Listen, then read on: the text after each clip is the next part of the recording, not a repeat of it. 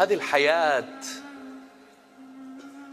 تماما مثل عاصفة ثلجية،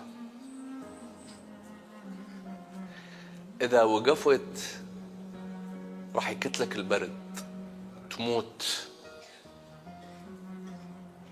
تحتاج إلى شنو؟ حركة. إيش قد ما تتحرك إيش قد ما تقدر تعيش. الله. يعني راح تقول لي شنو تقصد؟ أنا أقول لك شنو أقصد. أولادي أنتوا تغلطون غلط فظيع بحق أنفسكم. تسمح لي أناقشك؟ تسمح لي أدخل لقلبك وعقلك؟ تسمح لي أساعدك؟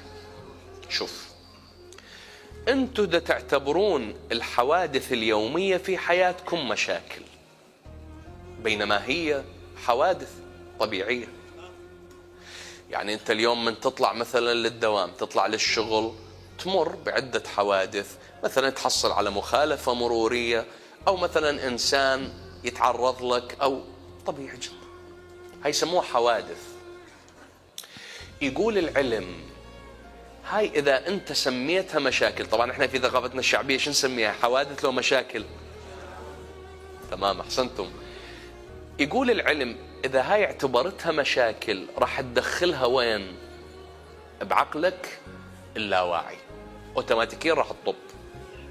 من طبت العقلك اللاواعي راح تفكر بيها، من تفكر بيها راح تركز بيها، من تركز بيها